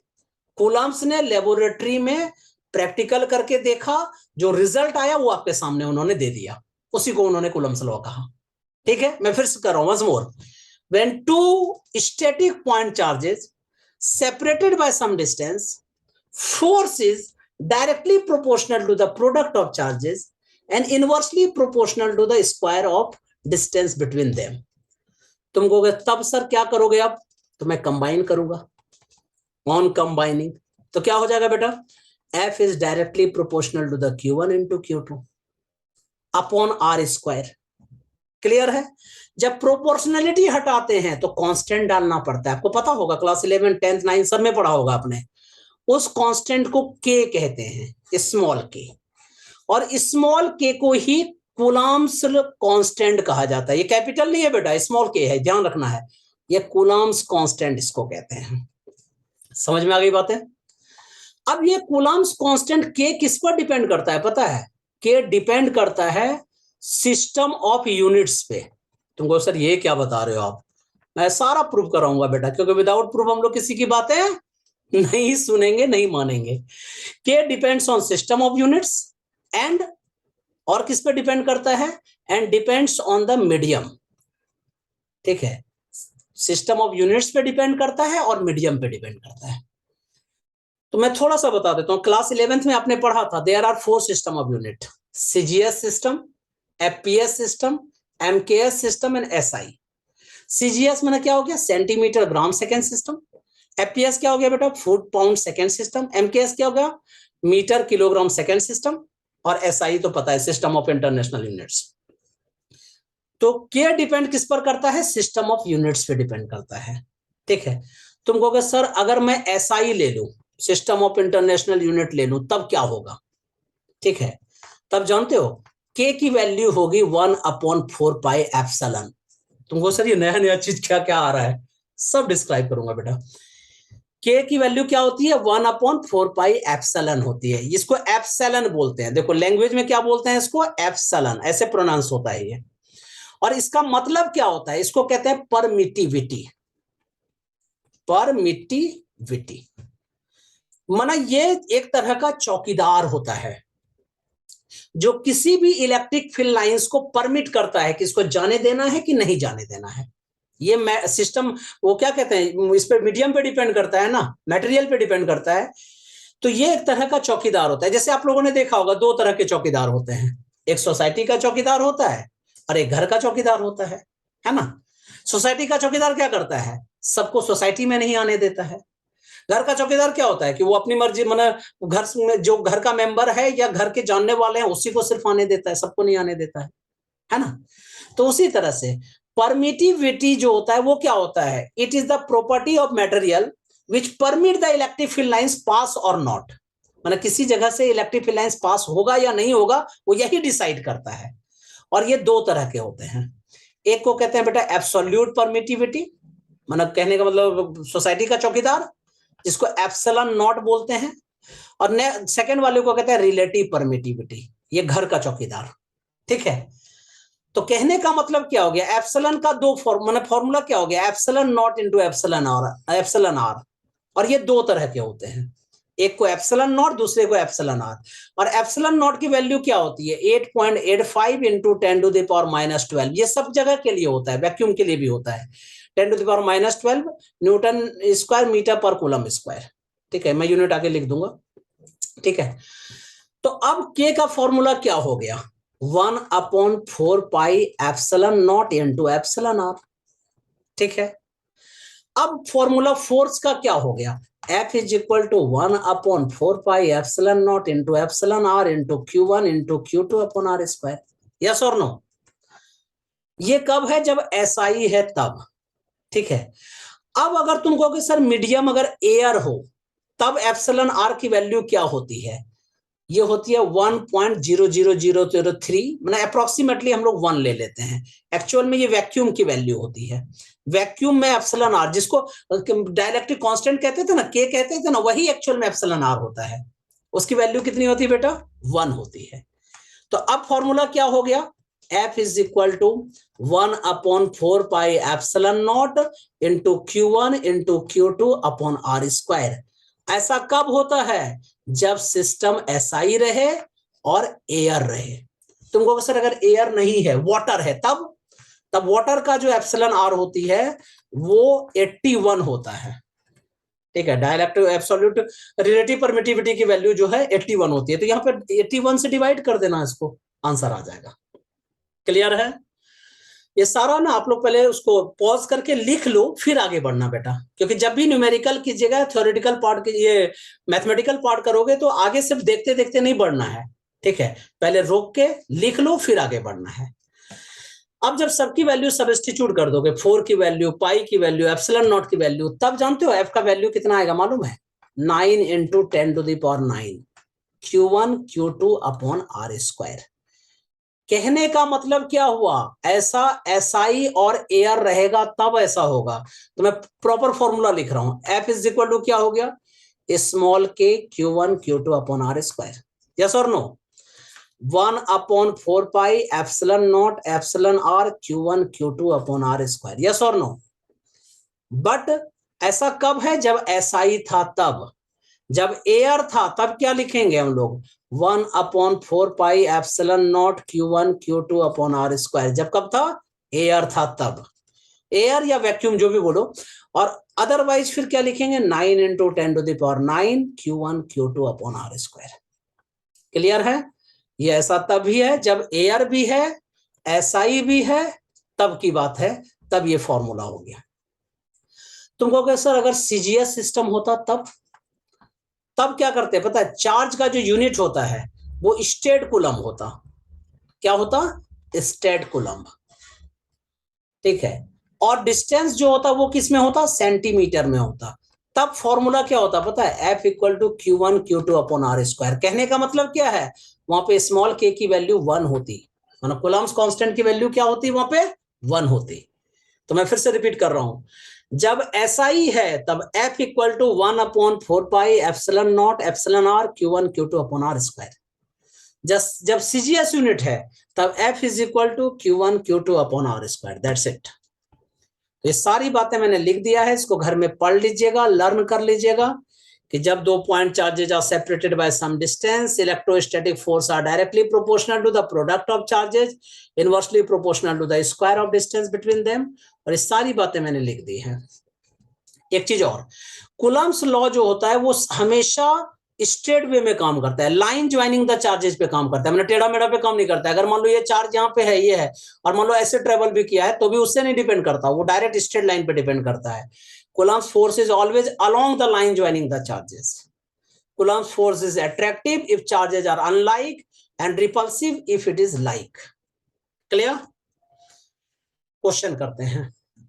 The electrostatic force of repulsion between two positively charged ions carrying equal charges is, देखो पहले क्वेश्चन समझो। यहां पे एक चार्ज है, ये चार्ज है, ये Q1 है, ये Q2 है, और दोनों आपस में क्या है? इक्वल है, इक्वल चार्जेस। ठीक है। दोनों के बीच में फोर्स कितना लग रहा है बेटा? 3.7 × 10⁻⁹ न्यूटन।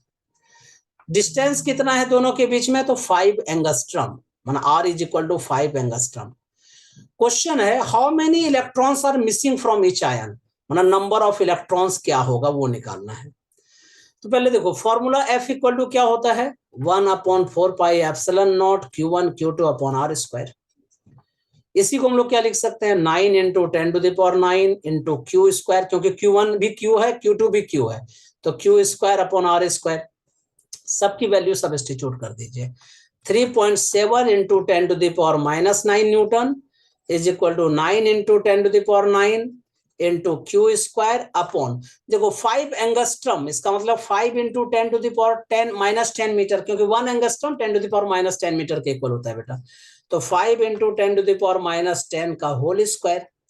तो you know Q square is equal to, अब ये डिवाइड में है तो मल्टीप्लाई में ले जाइए, तो 3.7 × 10⁻9 इंटू 25 × 10⁻20 अपॉन 9 × 10⁹ जब इसको कैलकुलेशन करोगे, तो मैंने कैलकुलेट करके रखा है, इसको मैं फास्ट कैलकुलेशन कहता हूं, मैं पहले करके रख लेता हूं जो बड़े बड़े कैलकुलेशन होते हैं। ठीक है। तो इसको जब कैलकुलेट करेंगे वैल्यू, तो बेटा इसका वैल्यू आएगा 10.28 इंटू 10⁻38। ठीक है। अब जब स्क्वायर है तो दूसरे साइड में क्या हो जाएगा? रूट अंडर 10.28 इंटू 10⁻38, इसका रूट अंडर निकाल लीजिएगा, that is the 3.2 into 10⁻19 coulomb. यहां तक ठीक है। अब तुमको सर लेकिन ये तो चार्ज पूछा ही नहीं, इसने तो नंबर पूछा है। हाँ भाई, हम लोग फॉर्मूला जानते हैं ना, Q इज इक्वल टू क्या होता है? +-NE। तो N इज इक्वल टू क्या हो गया? Q upon E। Q का वैल्यू क्या है? 3.2 इंटू 10⁻19 कूलम। और E की वैल्यू क्या होती है? चार्ज ऑन इलेक्ट्रॉन क्या होता है बेटा? याद करो एकदम, 1.6 इंटू 10⁻19। इसको कट कर दीजिए, इसको कट कर दीजिए, आंसर कितना हो गया? 2। इसका मतलब 2 इलेक्ट्रॉन एक जगह से दूसरे जगह गए होंगे, तभी वो बॉडी पे उतना फोर्स लग रहा होगा, उतना चार्ज होगा।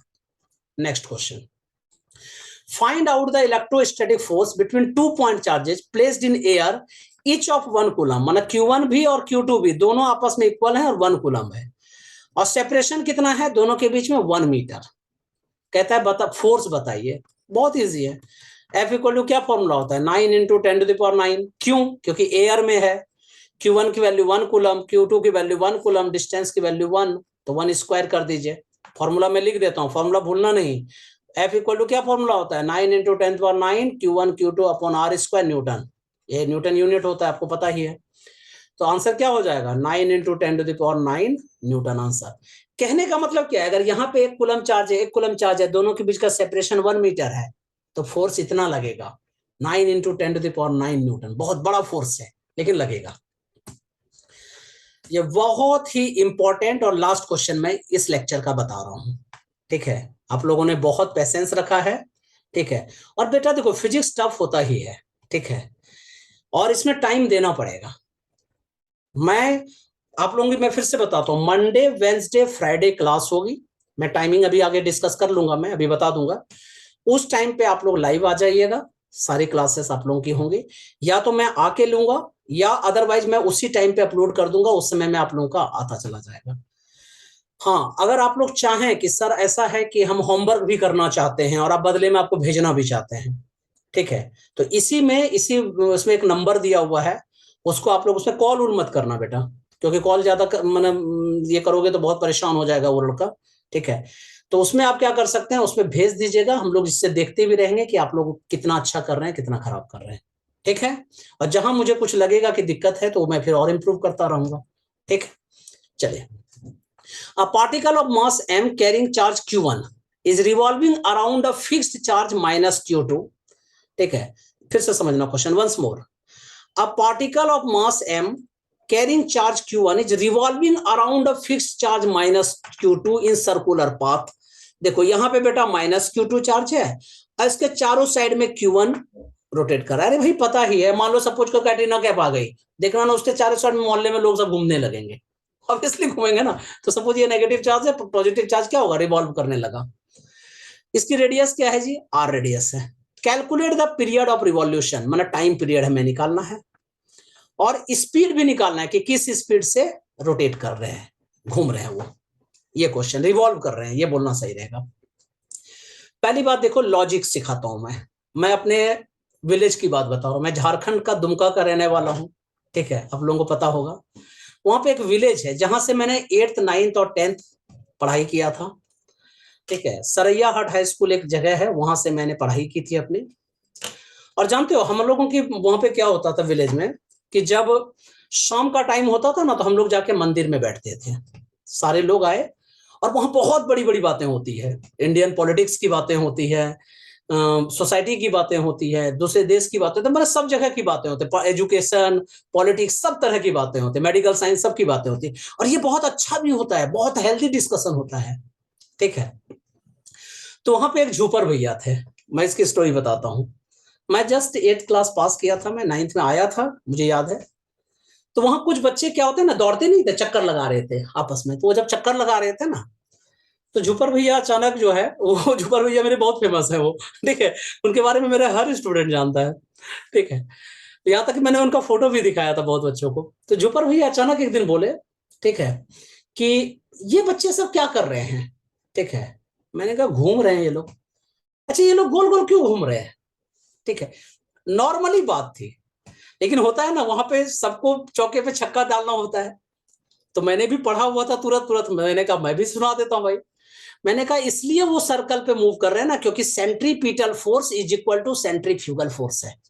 ठीक है, समझे मेरी बात। अंदर की तरफ सेंटर की तरफ जो फोर्स काम कर रहा है, वो बाहर की तरफ फोर्स करता है, दोनों फोर्स कर रहा है, और दोनों आपस में इक्वल है और अपोजिट है, इसीलिए वो सर्कल पे मूव कर रहे हैं। अगर दोनों इक्वल नहीं होंगे तो सर्कल पे मूव नहीं कर पाएगा। समझ रहे हैं मेरी बातें। ऐसा सुनते बोले अच्छा, मतलब वो होता क्या है, जैसे आपने बोला ना, तो बाकी सारे लोग आपकी तरफ देखने लगे, हाँ इलेबोरेट, चलो स्टार्ट हो जाओ, क्या बताना चाह रहे हो। तो मैंने कहा देखिए, कोई भी बॉडी सर्कल पे तभी मूव कर रहा है जब वो सेंटर की तरफ, जब सर्कल पे आप मूव करते हैं ना, तो सेंटर की तरफ आपका एक फोर्स लग रहा होता है, और बाहर भी आप भागना चाहते हैं। देखना कभी कोई चीज घुमा के देखो, इस तरह से गोल गोल घुमा के देखोगे ना, जैसे अगर सपोज करो इस तरह से आप रोटेट कर रहे हैं, ठीक है, रोटेट कर रहे हैं। फोर्स लगाना बंद कर दोगे तो देखना धीरे धीरे ऐसे सेंटर की तरफ आ जाएगा, और ऐसे फोर्स लगाना छोड़ दोगे तो देखना बाहर चला जाएगा। तो दो तरह के फोर्स काम कर रहे हैं, एक सेंटर की तरफ, एक सेंटर से बाहर। सेंटर की तरफ के फोर्स को कहते हैं सेंट्रीपिटल फोर्स, और बाहर वाले को कहते हैं सेंट्रीफ्यूगल फोर्स। समझ में आई बात है? तो कहने का मतलब क्या है कि यहां पे कोई भी बॉडी सर्कल में मूव कर रहा है तो centripetal force is equal to centrifugal force होगा। यस और नो? बोलो भाई, ऑब्वियसली यस। ठीक है, centripetal force is equal to centrifugal force. अब यहां पे सेंट्रीपिटल फोर्स क्या है? देखो अंदर की तरफ कौन सा फोर्स काम कर रहा है, तो ये इलेक्ट्रोस्टैटिक फोर्स काम कर रहा है। इसकी वैल्यू कितनी होगी बेटा? 1/4πε0 Q1 into Q2 upon are square. तुम कहोगे सर माइनस साइन नहीं लिया, मैं मैग्नीट्यूड ले रहा हूं बेटा इसलिए। ठीक है, अब सेंट्रीफ्यूगल फोर्स क्या करेगा? ठीक है, तो बाहर की तरफ जो फोर्स लगता है वो क्या लगता है? सेंट्रीफ्यूगल फोर्स क्लास 11th में आपने पढ़ा होगा, mv² अपॉन आर। यस और नो? अब एक क्वेश्चन ये था कि स्पीड बताइए, तो मैंने v निकालना है तो निकाल लो यहीं से। ठीक है, r और स्क्वायर को कट कर दीजिए, तो v² इक्वल टू क्या फॉर्मूला हो गया बताओ?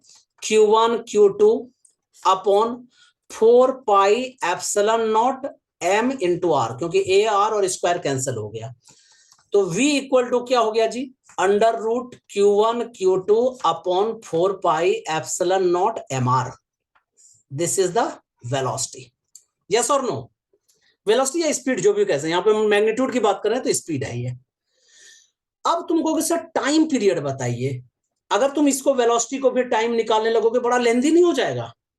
तो इसके लिए मैं एक और तरीका बताता हूं। अभी आपने क्या कहा? Centripetal force is equal to centrifugal force बोला था ना? बोलो भाई। तुमको सर ऑब्वियसली बोला था मैंने, 1/4πε0 Q1 Q2 upon are square. Centripetal force क्या होता है? सेंट्रीफ्यूगल यहाँ पे क्या होता है? mv² upon are. आप लोग जानते हैं v equal to velocity is equal to क्या होता है? Distance upon time. यहाँ पे सर्कल में मूव कर रहा है तो डिस्टेंस हो गया 2π और टाइम हो गया t। यस और नो? तो यहां मैं क्या लिख सकता हूं? m into 4π²। ठीक है, 4π m इंटू 4π²। ठीक है, upon t² into R is equal to 1/4πε0 into Q1 Q2 upon are square. Yes और नो? आर और स्क्वायर को कैंसिल कर दीजिए, t² को इधर लेते आइए, तो ये क्या हो गया बोलो? 4πε0 into R into m into 4π² upon Q1 into Q2। Yes और नो? अब t² इज इक्वल टू ये है, तो t इज इक्वल टू क्या हो जाएगा? तो under root, you know, under root I can say that 4πε0 r into m into 4π² upon Q1 into Q2। अब देखिए 4π दो बार है तो बाहर कर दीजिए।